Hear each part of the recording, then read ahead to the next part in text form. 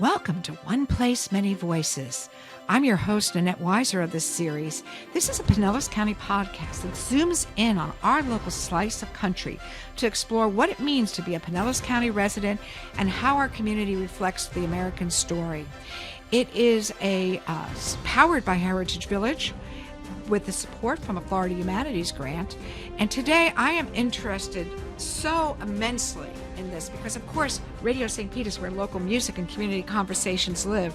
And with me today is the one and only Chase Porter. Welcome, Chase. Greetings, everyone. So Chase is an anthropologist of historical music, in particular Pinellas County. And we're going to start a little bit with his backstory. And you've heard some of his programs here. We're going to talk about that. So Chase, tell us a little bit about where you grew up. And you're actually a second generation St. Petersburg person. Absolutely, yeah. My mother my mother came here in the early '60s. She was practically born here, different hospital, but yeah. I've been here my whole life. Born in 2001. Everything, grew up here, and I've always just had a love for history and for music and other things like that too. But eventually, when I was a teenager, I ended up finding out, just being introduced to all these older genres of jazz and swing and rock and roll and other things like that, and ended up falling in love with it. And ever since then, I've been trying to research and find out as much more as I can anytime. Well, I think it's so interesting that you fell in love with certain artists. Tell us about some of the people that you liked from the 30s to 50s, because the list is so fun. Well, I mean, I'd first gotten introduced to the Ink Spots and several other people back in the 2010s, around 2014, 2015. Fletcher Henderson and his orchestra, Father of Swing and other stuff like that. Just really great. The music spoke to me, and it still, gives me chills sometimes whenever I hear a song or two. And later, as time went on, I ended up exploring more folks from the 20s and 40s, all like Mississippi Sheiks and Glenn Miller, the Mills Brothers, so many other people that, so many people that you know and plenty more that you don't know. Well, I love the fact that you're an SPC Gibbs graduate and digital communication, multimedia journalism degree, and your research shows that. I love the fact that Fallout 3 was your portal to this. Tell those who don't know about it how they use old music. Well, I think it's a wonderful thing. It was a game that came out around 2008, but still very iconic to this day. Basically, it's set in a post-apocalyptic 2070s, like where like the 1950s essentially continued onwards up until like the 2070s nuclear war happened. But now you're just wandering around on the surface trying to do stuff you do in a post-apocalyptic games. But you got these radio stations full of like 1950s, 40s, 30s music by folks like the Ink Spots or Bob Crosby or otherwise playing at any one time. Meanwhile, you're having to fight for your life and otherwise. Creates like a very surreal experience, but it also makes very fun gameplay. And after a while, it's just like, okay, I gotta start hearing these songs outside of playing these games because they're just so wonderful and fun. And then one thing leads to another. Now I'm exploring all these artists and learning so much more about them. 20s and 40s. So you made YouTube. You started making documentaries for YouTube. Tell our audience about that. Well, and by about the summer of 2018, I'd already gotten into like records and all, like gotten into vinyl and everything, and I was like the year previous, so I was just like, all right, well, there's a couple songs here, very obscure songs in the 20s and 30s and 40s that I love to listen to, but they're not online. Let me post them online, and people like that, and eventually I liked it, and well, I found out there's like some record labels and otherwise that nobody really talked about, and they had great stories, so I wanted to make documentaries for them. Made one for a small label out on the West Coast called Exner first. Then there was another one exclusive, also West Coast. Then as high school ended, I was working on one for the Perfect record label, which was just general, really big one that was all over, but it's like mostly 1920s and 30s. And that got me like, it really opened my eyes to just how fun like the 20s and all can be as well. But, after time went on, it's like, there really isn't all that much people ever talk about when it's like Tampa or even just Florida in general back in this area. People just say, oh, there was nothing here. I always knew that wasn't true. And then when some friends of mine that are also like collecting records and all pointed out like one or two artists to me, like Earl Gresh, I was like, I knew it. I knew there was something worth going on here. So I started exploring them all, and that's how I found out about the Sunshine record label that was here back in '25 and And made a record there. we're gonna talk about that in a minute. But would you hold up for our people who are watching this on video? Would you hold up to the video and tell us a little bit about the vinyl albums that you brought that are old, and gorgeous? So, Well, these actually predate vinyl. This is a material known as shellac, and this is here from, we'll talk about this later. This is one for the Waring Music Company for Victor. They had made here back in St. Pete back in about 1926 to 27. And it's beautiful condition stuff, and these specific ones were sourced from Bananas Records here in town. So it's likely these never left here, and they had been in St. Pete or Pinellas County for the entirety of their lives. This one is another Victor one here by Fred Waring himself. Waring's Pennsylvanians with the group. It's another, just really good example of this music. This one's from about 1927. And over here, as for Sunshine, this one right here is from the actual Sunshine record label. It's very rare to come across these days. It actually says everything in a beautiful velvet color and everything. The Royal Scotch Highlanders was the band that recorded, and it was recorded right here in St. Pete off of Central Avenue. so go ahead. And then lastly, here's one. There was a hit by Earl Gresh, who was like a big band leader back in the 20s, doing like working in speakeasies and otherwise in town. Well, this was like a massive hit record and all. One of the first of its kind technologically and all. And there's still plenty of these you can find out here. And this has also been, from here its entire life as well. So, folks, if you've just joined me today, I'm talking to the one and only Chase Porter. He's a musicologist. He's a professional discographer. He makes videos, and he's just one of the most interesting men in the world. So, I want to sort of touch about how we met, which is through Radio St. Pete and Jay Kolb, our music director. So, it was Sunshine Records that brought you to Radio St. Pete. Tell us about that, Chase. Well, I eventually ended up making the documentary on Sunshine Records back in like early 2023. I had planned it was going to be like a week-long thing. It's like, all right, well, there's probably not much there. I just want to get the word out. It ended up taking 6 months just because there was such a massive story. I found out about it in editing and all too. But I made it. I put my heart and soul into it. Then around 2025, when the actual anniversary came out, I tried to tell the folks at the St. Pete History Museum about it.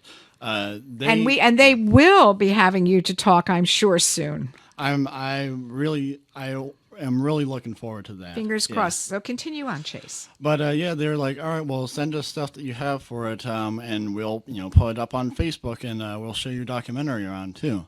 And so they did. And when I found out about it, Jay had actually sent me an email one night, and I see it's like, oh, they want to actually run my documentary. Well, my documentary is more like video centered, and this is on the air. So I asked him, can I actually just re-edit this around so that you can also hear all of the songs featured in it from the actual record label, and so I can actually give credits better too? And they're like, yeah, let's do it. And about a month later, I had it on the air, still in like a minor anniversary with it, so it worked. Then after that, several other things have happened. I've done other productions as well since then. And our very own Joe Bordeaux, who's president, said that it was one of the coolest things we've ever had on the air. I agree, because I listened to every single one. So Danceband Days, episode 3 is in the works, and so is episode 4. Is there that much?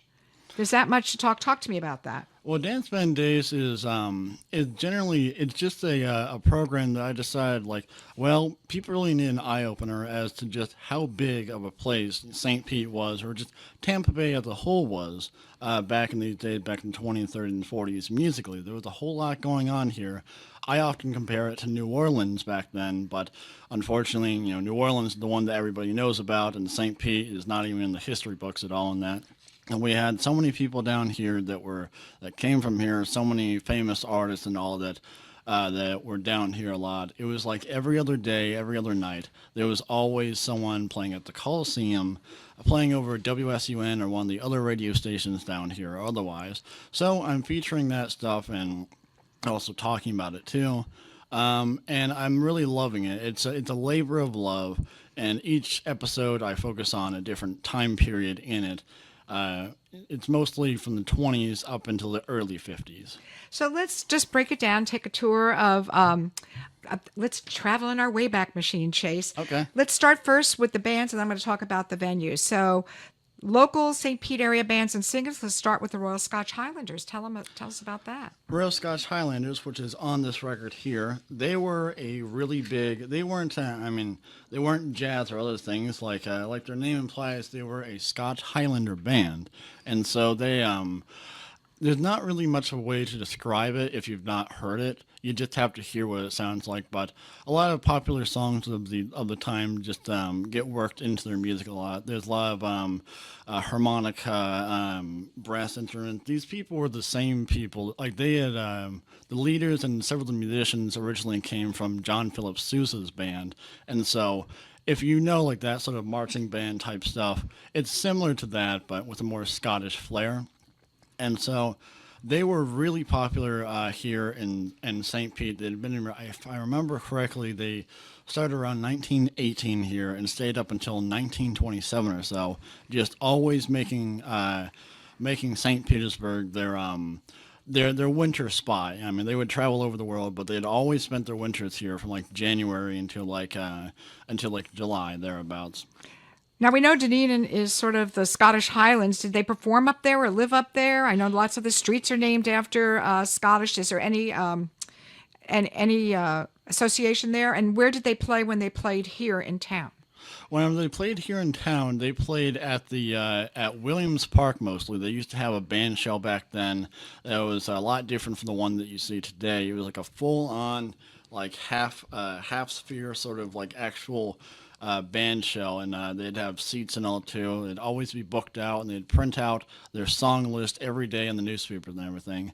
As for Dunedin, I've not seen anything, but undoubtedly they had to have played there at some point back in the day. So again, we're going back in the Wayback Machine with Chase Porter. Tell us about Frank Wilson, an early St. Pete area band and singer. He was like me and Earl Gresh's great. It confused me, but still to this day. But it's great grandfather's cousin, or no, the cousin of the great. It's something very distant in the lineage, but 6 degrees of separation, basically. Basically, yeah. But a distant family member of Earl Gresh, named Jackson Gresh, is also a record collector that's into all these old 70 RPM records, and he found out, about the story of everything, and he decided to collect every single one of his records and become like the biggest guy out there. And the stuff. So we made a program last year for just celebrating the 100th anniversary of Earl Gresh's records, including the one I held up earlier, a national hit and everything, and talking about their story. And we found out at the time that because like nobody had ever heard all of their records like online or anything prior to like the actual 1920s and everything, we had found out about one of their singers. It was a crooner of the name of Frank Wilson, and he was kind of like a separate act himself at the time. Doing stuff in Chicago and all too, but he came down here for a while and be with Earl Gresh's band, and it'd be like the lead singer of the band at the time. There's several songs that we can still hear today, like one called Tenderly, another with Scatter Your Smiles, and several others.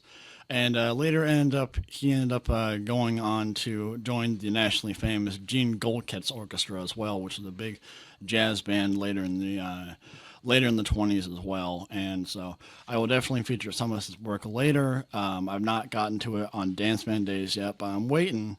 I know I have several places picked out for where he'll be. It's just fascinating. So let's talk a little bit about Bobby Brolier. Yeah, it confused everyone. Brawlier, apparently. Brawlier. I like my version better. It's just okay. It's just French. Yeah. Bobby Brolier. Tell us about Bobby. He was one of the comic singers, like a Scottish tenor vocalist back with the Royal Scotch Highlanders. He was a like he was like a class act all of his own. They had like plenty of like star musicians and all too, like a guy named Fred K. Monroe, which was a harmonicist and otherwise. But Bobby Brawley was kind of a personality all of his own. Like he was a singer, and he had several popular songs over the Sunshine label and for the OK record label as well.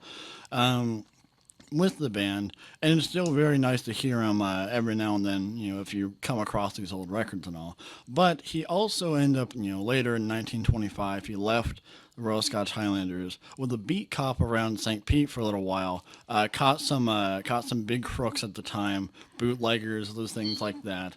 But eventually he ended up settling down in Bradenton and making, apparently, it is said to be the world's largest trailer park, even to this day. But I don't know if it still exists anymore. Helped funded a couple of different hospitals here in the like in his later years too, and before his death and all. But he was a real Tampa Bay, American. He was a great person.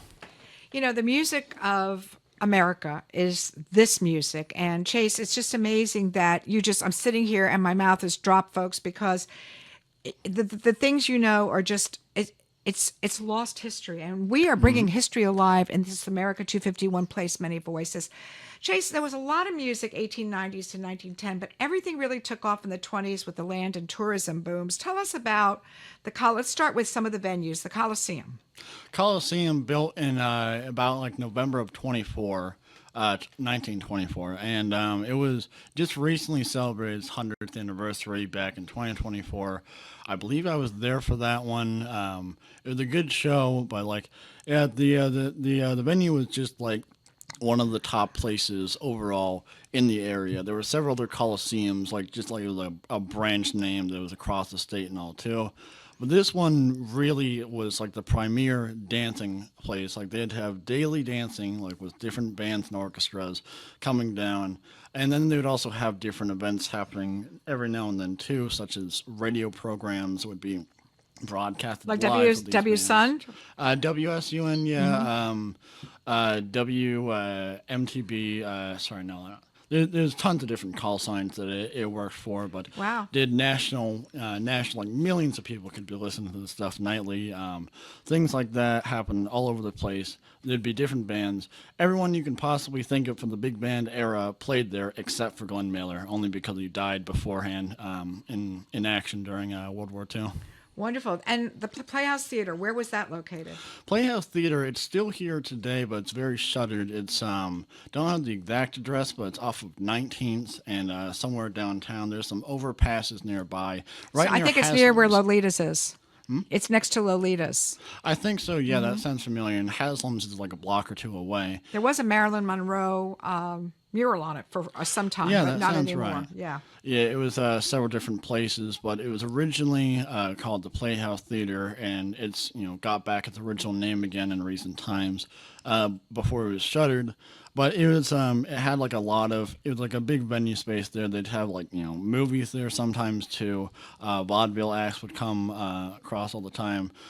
Opened in August of 25, I believe, and had really big shows with the Grand Ole Opry came down and played live in about Wow. 1945 or 46 as well.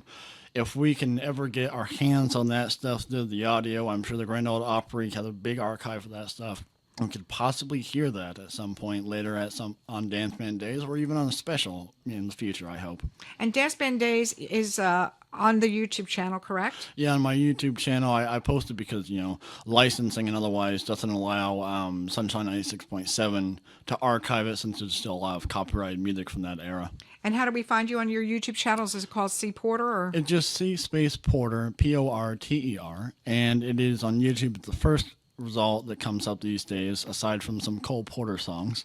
And you can just search Danceband Days, dance band as one word, and days. And it's a tribute to like the actual dance bands of St. Petersburg, Tampa, Bradenton, and all the other places in Tampa Bay. Loving that. Continuing our Wayback Machine, the Gangplank. Yeah. Gangplank restaurant, which is also somewhat known as Where is that located? off of Boca Ciega Bay, over near the Treasure Island area. Okay. Nowadays, it's known as just the Jungle Prada. I've been there myself several times in one of the buildings that are on that property, the Jungle Prada Tavern. Great place. Right. So it's where JP's is. So it's right where there's peacocks going across the street. There's a landing there, a boat landing there, and Yeah, to the left yep. is the Sacred Lands. Yeah. Okay. And then on the right is the place itself. Tell us about what happened at Gangplank, who performed there, and when it was in its heyday. Well, its heyday was built around November of 24, thereabouts. Opened, had grand openings. Earl Gresham had just been down here to open the Coliseum, but apparently they had liked him so much that they said, well, how about you stay and open up a band here? And it became very quickly in 1925 one of like the top bands in the world. It was known as Earl Gresh and his Gangplank Orchestra. I have one of the Columbia records here that I showed earlier. They record for Columbia, and at the time, 1925 was like a new time for like people were finally using the microphone, like with radio and all. They were using the microphone to record with as well. So we get to hear some of the earliest records, that actually have like the microphone as we use it today with the St. Pete area dance band that was playing for it. And, Earl Gresh became nationally famous, and they'd always have their winter season spent at the Gangplank for like the first 3 years of the band's life, and then later they end up moving on to other places in the town. Played the Vinoy and several other venues, but it was a great place. It was a speakeasy since it was like pretty much out in the jungle, no pun intended. And there's stories, there's alleged rumors that Al Capone and everything was there, but there definitely was speakeasy activity there. That Prohibition young era, well. right? Yeah, It's it was, Prohibition era. It yeah, was, yeah. yeah. I would have loved to have worn those dresses and kicked Yeah. up a few, right? What an era. So then this one completely gobsmacked me. Lake Butler Estates. Where is that? Lake Butler Estates, yeah, but it gobsmacked me too. It is nowadays Lake Butler is now known as Lake Tarpon. It was renamed in the 40s, but at the time it was known as Lake Butler Estates. I don't think it survived to the 40s, but it was like a rich neighborhood and all, but they had like a dance hall there, and a lot of bands played there. Paul Whiteman's nationally known orchestra apparently played there at some point. Blue Steel's orchestra definitely played there, and Blue Steel was like another St. Pete area, and just like just general Florida area territory dance band as well. A lot of really hot jazz they played there. Started recording in 27 and all. Really crazy character that Blue Steel guy was, but tons of other things happened there. But there was for a time it was one of the biggest places in the Tarpon Springs area at the top of the county. So like there was like a lot of music that came down there too. A lot of classical people as well. Names that I cannot pronounce, unfortunately. So yeah. I love this. I mean, I just love this because, of course, my dad collected vinyl, and we donated that to the Records University. But to see and hear about who knew that this town was such a hotbed. Well, we're going to continue on this Wayback Machine to the Maritime Service Training Station. Where is that, and what did they do there? They were up until a couple months ago when it tragically burnt down. On USF St. Pete, on their campus, they had the MSL building that was right out jutting into Bayboro Harbor. People, if you hear about it today, will tell you, oh, it's just Navy barracks or something Oh, right. like Lightning that. just hit it, right? Yeah, lightning hit it. That's terrible. They never mentioned that in any of the stories that's gone. Yeah, I wish they would. I was back in... Like I did a little program on there for one of their anniversaries there musically, but it was a training place for like maritime service, which was people who'd like end up having like the Liberty ships and all in World War II. They would be trained on there, but since it's the big service place, and this is World War II. World War II really bolstered the popularity and population of St. Petersburg. Well, a bunch of young boys and all everything. Wanting entertainment, sometimes they can't get off base, so why not bring the music there? They had an auditorium there. WSUN would have a regular radio broadcast there. Fred Waring, had who we'll talk about another point in here. He ended up having a tribute to them on his radio show at the time that was there. Other things too, but Ina Ray Hutton and several big time band leaders came down here and actually did remote, like live radio broadcast there at the time. One of which you can still hear to this day, and you can hear like thousands of different sailors like just cheering and everything this whole time. It's just a really beautiful, moving performance from 1944. And there's also several other bands that played in that auditorium that were from here at the time as well. So yeah, it was a really happening place, and it's a very tragic loss. Absolutely. So before we get to the big news and the 100th anniversary of something so huge that you're working on, that Smithsonian, you really need to know more about this. I want to talk about the Sunshine Records, and then I want to talk about the 100th anniversary of Wearing Music Company. So let's start with Sunshine. What do we need to know about Sunshine Records? Who started it? What was it about? Where was it? Sunshine Records was located off of, well, nowadays it's occupied by the BB&T building downtown, like that massive blue skyscraper. But back in the 1920s, this is where it was located at. But it was known, as the Sunshine Phonograph and Record Company, and it was it was a little label that the OK Record Corporation, like OKEH, had founded at the time. Because just the popularity of St. Pete and like the Royal Scotch Highlanders and everything, they'd all taken off. So it's like, well, we need to actually record some records down here. Just really just expose St. Pete and several other names that were like down in the area. So like they created that label there. They recorded on several different locations off of Central Avenue. One being where the Boutique place is now, like right next to that, where you see a mural on the wall where Boutique is on Central. That's a parking lot now. But that building used to be there, and that's where they recorded at some of the records at. And there's a picture there that you can see, I think, probably on one of those pages of it. But of like they actually recorded some of the records. Another one's at some place that's now like a tattoo parlor. I don't have the name off the top of my head, but it's like a couple streets north. But there's that building's still there. I'd love it if we could get it on the National Register of Historic Places one of these days. It's the first actual music ever recorded in Florida. Really? Right in Florida? Yeah. In 1925. Florida. And so that was, the 100th anniversary was last year. Did like a whole documentary a while back. Did a radio documentary for Sunshine 96.7 there. And it's just a really great thing to see. A whole lot happened there. The label was only around for about 4 or 5 months, but in that time it sold thousands of records, which was a good hit record could be a couple thousand at the time. And like I said, sold all their stock, and these Sunshine records, you can still find some of them in the wild. Maybe there's some of the Sunshine phonographs are still around, but I have not found anything on their existence after 1925. But yeah, here's hoping. Well, folks, this is the big news. So Chase, of course, is a terrific partner for Radio St. Pete, and we're looking to make sure that his documentaries are aired at local museums, Heritage Village, St. Petersburg Museum of History. But our friends at Book and Bottle are also partners of ours, and when Chase told me that this Wearing Music was in where Book and Bottle is, I was gobsmacked again. So 100-year anniversary coming up on July 16th. Jay Kolb will be putting Chase's incredible documentary, audio documentary. We're trying to get him a speaking engagement about this. But I want you to share, you heard it first here, folks, Chase Porter on Wearing Music Company celebrating July 16th, 100 years. Go ahead, Chase, take it away.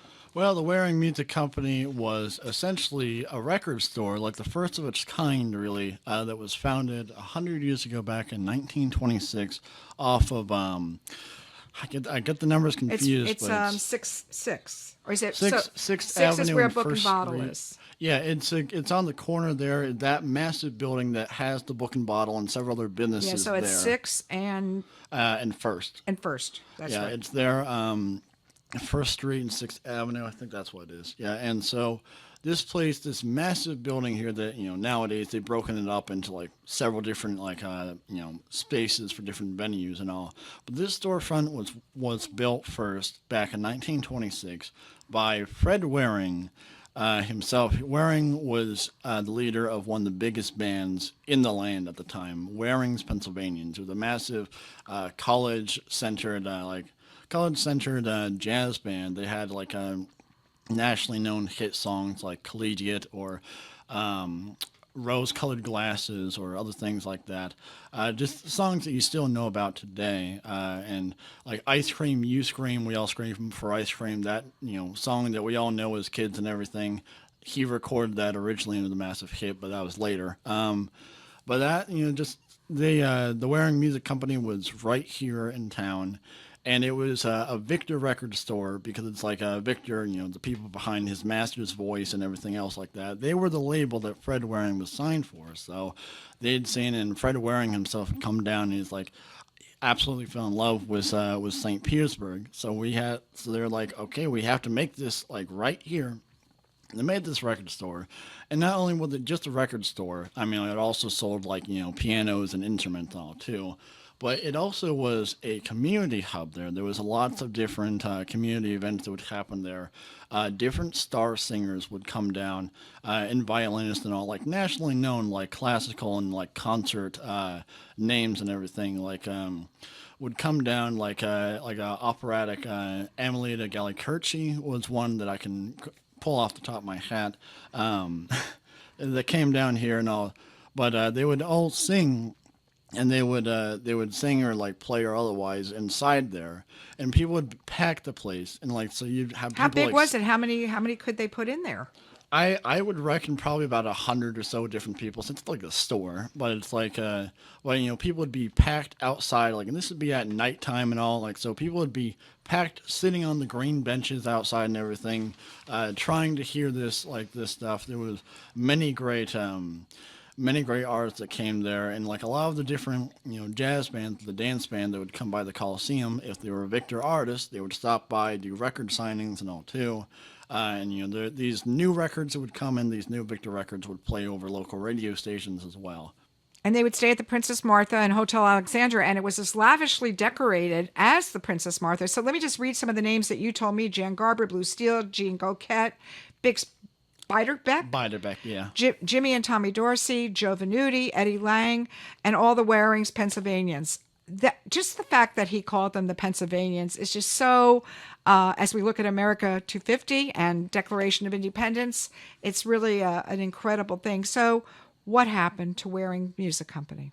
Well, it was around here for pretty much. It opened in July, and with a resounding success in all of 1926, most of 1927 as well.